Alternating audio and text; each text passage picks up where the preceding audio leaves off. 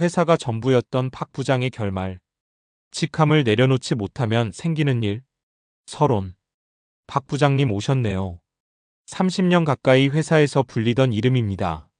누구도 이름 대신 직함을 불렀고 거래처에서도 후배들도 심지어 동네 사람들까지 부장님이라고 불렀습니다. 그런데 퇴직하는 순간 그 호칭은 회사 문 앞에 그대로 남겨집니다. 처음에는 별것 아닌 줄 압니다. 이제 좀 쉬면 되겠지. 그렇게 생각합니다. 하지만 시간이 흐를수록 예상하지 못했던 감정이 찾아옵니다. 아침에 눈을 떠도 갈 곳이 없고 휴대전화는 조용해지고 중요한 결정을 부탁하던 사람들도 어느새 연락이 뜸해집니다. 이때 많은 사람들이 착각하는 것이 있습니다. 내가 늙어서 외로운 걸까?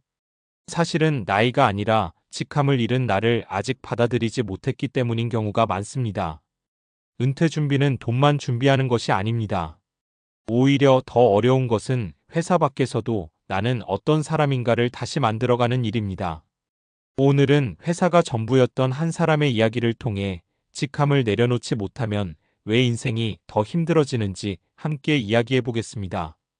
나는 회사가 곧 나였다.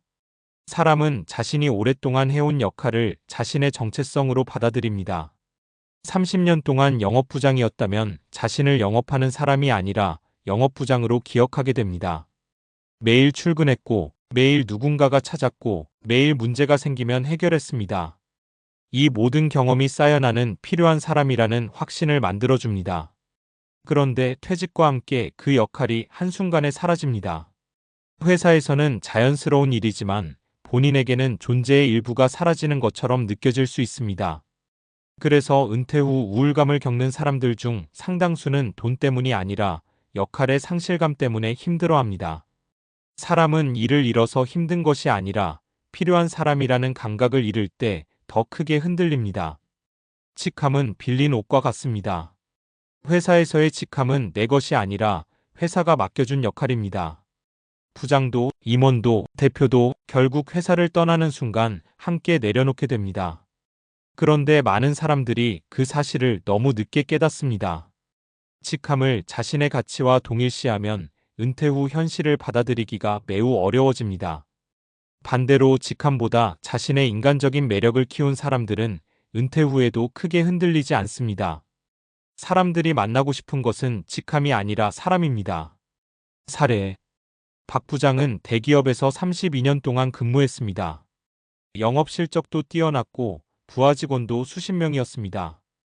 회의만 열리면 모두가 그의 의견을 기다렸고 거래처에서도 먼저 인사를 건넸습니다. 퇴직식 날 꽃다발도 많이 받았습니다. 부장님, 언제 한번 식사하시죠? 그 말도 정말 많이 들었습니다. 그런데 이상했습니다. 한 달이 지나자 연락이 거의 없어졌습니다. 처음에는 다들 바쁜 줄 알았습니다. 2달이 지나도 마찬가지였습니다. 결국 먼저 전화를 걸었습니다. 요즘 시간 되나? 죄송합니다. 회의가 있어서요. 출장 중입니다. 다음에 연락드리겠습니다. 예전 같으면 바로 달려오던 후배들이었습니다. 박 부장은 점점 화가 났습니다. 요즘 사람들은 의리가 없어. 하지만 아내의 말 한마디가 그의 마음을 멈추게 했습니다. 그 사람들이 부장님을 찾은 걸까? 아니면 회사의 영업부장을 찾은 걸까? 순간 아무 말도 할 수 없었습니다. 후배들이 떠난 것이 아니라 회사의 역할이 끝난 것이었습니다. 회사는 평생이지만 직장은 아닙니다. 많은 사람들이 직장을 평생이라고 생각합니다. 하지만 직장은 평균 수십 년입니다. 반면 은퇴 후 삶은 20년, 길게는 30년 이상 이어질 수 있습니다. 즉, 직장보다 은퇴 후 시간이 더 길 수도 있다는 이야기입니다. 그런데도 대부분의 사람들은 직장 생활에는 모든 시간을 투자하면서 은퇴 후 삶은 거의 준비하지 않습니다. 이것이 가장 큰 문제입니다. 은퇴 후에도 행복한 사람들의 공통점. 흥미롭게도 은퇴 후 만족도가 높은 사람들에게는 몇 가지 공통점이 있습니다. 첫 번째는 직함보다 취미가 있습니다. 등산을 가고, 사진을 배우고, 봉사를 하고, 악기를 연주합니다. 회사 밖에서도 자신을 설명할 수 있는 무언가가 있습니다. 두 번째는 인간관계가 회사 밖에도 있습니다. 학교 친구, 동호회, 이웃, 봉사단체, 이런 관계는 직함과 상관없이 이어집니다. 세 번째는 새로운 배움을 멈추지 않습니다. 컴퓨터를 배우고, 스마트폰을 배우고, 요리를 배우고, 운동을 시작합니다. 새로운 역할을 만드는 사람은 은퇴를 끝이 아니라 시작으로 받아들입니다. 가장 위험한 말. 은퇴를 앞둔 사람들이 자주 하는 말이 있습니다. 회사 없으면 나는 할 게 없어.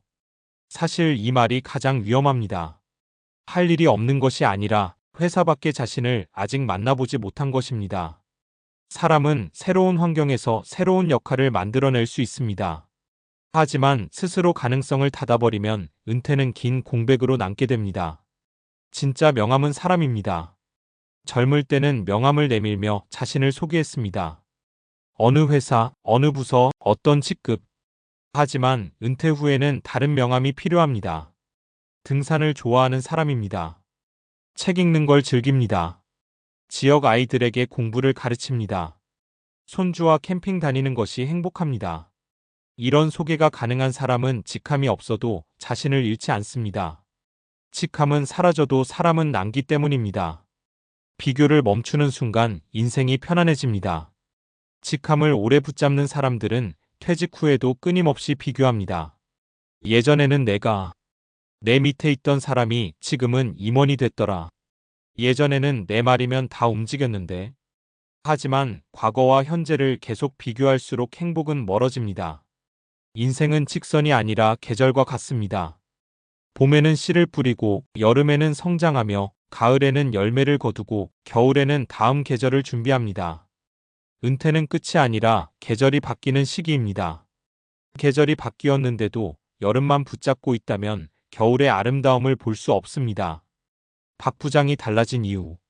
몇 달 동안 방황하던 박 부장은 우연히 동네 도서관에서 시니어 독서 모임 모집 안내문을 보게 됩니다. 처음에는 내가 이런 데를 왜 가? 라는 생각이 들었습니다. 그래도 집에 있는 것보다 낫겠다는 마음으로 참석했습니다. 첫날은 어색했습니다. 아무도 그를 부장님이라고 부르지 않았습니다. 그냥 박 선생님이라고 불렀습니다. 처음에는 서운했습니다. 하지만 시간이 지나면서 이상한 변화가 생겼습니다. 사람들은 그의 직함이 아니라 경험을 궁금해했습니다. 회사에서 어떤 직급이었는지가 아니라 어떤 실패를 했고 무엇을 배웠는지를 들으려 했습니다. 젊은 창업자에게는 협상 경험을 들려주고 은퇴를 앞둔 사람들과는 불안을 나누며 책을 읽고 토론하는 시간이 점점 즐거워졌습니다. 그는 뒤늦게 깨달았습니다. 내가 사람들에게 필요한 이유는 부장이어서가 아니라 내가 살아온 시간이 있었기 때문이구나. 그날 이후 그는 명함을 꺼낼 일이 거의 없어졌지만 오히려 사람들과의 만남은 더 많아졌습니다. 맺은 말. 회사가 전부였던 사람일수록 은퇴는 더 큰 충격으로 다가옵니다. 하지만 기억해야 할 사실이 있습니다. 직함은 당신의 일부였을 뿐 당신의 전부는 아니었습니다. 회사는 당신에게 역할을 주었지만 인생의 가치는 회사가 만들어준 것이 아닙니다. 은퇴 후 가장 중요한 준비는 통장 잔고만 늘리는 것이 아니라 직함 없이도 웃을 수 있는 삶을 준비하는 것입니다. 언젠가 누구나 명함을 내려놓는 날이 찾아옵니다. 그날에도 누군가가 당신을 찾아와 함께 차 한잔 하시죠. 라고 말한다면 그것은 직함 때문이 아니라 사람 때문일 것입니다. 그리고 노후에 끝까지 남는 것은 화려한 직책이 아니라 사람들과 함께 쌓아온 관계와 삶의 깊이입니다. 그 사실을 조금만 일찍 깨닫는다면 은퇴는 잃는 시간이 아니라 비로소 진짜 나로 살아가는 새로운 출발이 될 수 있습니다. 왜 직함을 내려놓지 못할까? 뇌는 익숙한 정체성을 쉽게 포기하지 않습니다. 여기서 한 가지 궁금한 점이 생깁니다. 왜 어떤 사람은 은퇴 후에도 금세 새로운 삶에 적응하는데 어떤 사람은 몇 년이 지나도록 과거의 직함만 붙잡고 살아갈까요? 그 이유는 성격 때문만이 아닙니다. 우리의 뇌가 원래 그렇게 만들어져 있기 때문입니다. 심리학에서는 자신을 어떻게 정의하느냐를 자아정체성 셀프-아이덴티티라고 말합니다. 사람은 자신이 가장 오랫동안 수행했던 역할을 자연스럽게 자신의 정체성으로 받아들이는 경향이 있습니다. 교사는 자신을 교사라고 생각하고 의사는 자신을 의사라고 생각하며 30년 동안 회사에서 부장으로 살아온 사람은 나는 부장이다라는 인식이 매우 강해집니다. 문제는 은퇴입니다. 직함은 사라졌는데 뇌는 여전히 예전의 정체성대로 움직이려고 합니다. 그래서 누군가 자신의 의견을 묻지 않으면 괜히 서운하고 후배들이 연락하지 않으면 자신이 버림받았다고 느끼는 것입니다. 사실 버림받은 것이 아니라 뇌가 아직 새로운 현실을 받아들이지 못하는 과정인 것입니다. 인간은 필요한 존재라고 느낄 때 가장 행복합니다. 세계 여러 심리학 연구에서는 공통적으로 흥미로운 결과가 나타납니다. 사람의 행복은 돈이나 명예보다도 나는 누군가에게 도움이 되는 사람이다라는 감각과 깊은 관련이 있습니다. 이를 심리학에서는 유능감 컴퍼틴스과 관계성아리의 ATDNESS이라고 설명합니다. 회사에서는 이런 감각을 쉽게 얻을 수 있습니다. 부장님 결제 부탁드립니다. 회의 시작하겠습니다. 이번 프로젝트는 부장님 의견이 필요합니다. 이런 말들이 반복될수록 뇌에서는 성취감과 보상감을 느끼게 하는 신경전달 물질이 분비되고 사람은 자신의 존재 가치를 더욱 크게 느끼게 됩니다. 하지만 은퇴하면 이런 자극이 갑자기 사라집니다. 매일 울리던 전화도 수십 통씩 오던 메일도 회의 일정도 없어집니다. 이 변화는 단순히 생활이 한가로워지는 문제가 아닙니다. 오랫동안 일정한 자극에 익숙했던 뇌는 갑작스러운 환경 변화에 적응하는 과정에서 허전함과 상실감을 크게 느끼게 됩니다. 그래서 은퇴 직후 괜히 우울하다, 내가 쓸모없는 사람이 된 것 같다는 말을 하는 분들이 적지 않습니다. 그래서 은퇴 전부터 새로운 역할을 만들어야 합니다. 행복한 노후를 보내는 사람들을 보면 공통점이 하나 있습니다. 퇴직한 뒤 새로운 삶을 시작한 것이 아니라 퇴직하기 전부터 이미 새로운 역할을 조금씩 만들어 왔다는 것입니다. 어떤 사람은 주말마다 사진을 배우고, 어떤 사람은 산악회 총무를 맡고, 어떤 사람은 지역아동센터에서 봉사를 시작합니다. 처음에는 작은 취미처럼 시작했지만 시간이 지나면서 그것이 새로운 정체성이 됩니다. 이제 사람들은 그를 전직 부장이 아니라 사진 잘 찍는 분, 봉사활동 열심히 하는 분, 등산 모임 리더로 기억하기 시작합니다. 이처럼 사람은 하나의 역할을 잃더라도 다른 역할을 만들어낼 수 있습니다. 오히려 다양한 역할을 가진 사람일수록 삶의 만족도가 높다는 연구 결과도 있습니다. 회사가 인생의 전부가 아니라 인생의 한 부분이었다는 사실을 받아들이는 순간 은퇴는 두려움이 아니라 또 다른 가능성으로 바뀌기 시작합니다. 그래서 노후 준비에서 가장 중요한 자산은 통장 잔고만이 아닙니다.